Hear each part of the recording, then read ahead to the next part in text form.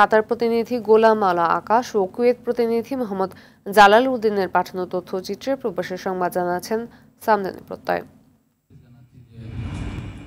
ঈদুল আজহা উপলক্ষে কাতার আওকাফ ও ধর্ম মন্ত্রণালয়ের তত্ত্বাবধানে আসছে বৃহস্পতিবার রাজধানী দোহার ফানার হলে অনুষ্ঠিত হতে যাচ্ছে ইসলামিক সাংস্কৃতিক সন্ধ্যা ও শিশু কিশোরদের জন্য প্রতিযোগিতা 2024। মঙ্গলবার এ আয়োজন নিয়ে দোহায় সংবাদ সম্মেলন করেন কাতার ধর্ম মন্ত্রণালয়ের ইমাম মাওলানা ইউসুফ নূর ফজলুর রহমান তোহা ও এম এ সালাম।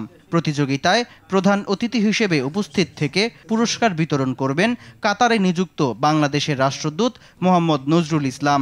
এছাড়াও আয়োজক কমিটি বাংলাদেশ কমিউনিটির কাছে অনুষ্ঠানটি সফল করার জন্য সার্বিক সহযোগিতা কামনা করেছেন। রহমানিয়া মুহাম্মাদিয়া ইসলামিয়া মাদ্রাসা ও এতিমখানা কুয়েত কমিটির 12তম বার্ষিক আলোচনা সভা ও দোয়া মাহফিল সিটির রাজধানী হোটেলে অনুষ্ঠিত হয়েছে।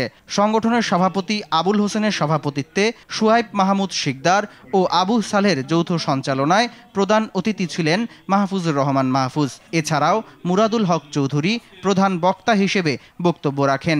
অনুষ্ঠানে কমিউনিটির নেতৃবৃন্দ বক্তব্য রাখেন। অনুষ্ঠান শেষে মুসলিম উম্মার শান্তি কামনায় দোয়া কামনা করা হয়। সামদানি প্রত্যয়, RTV।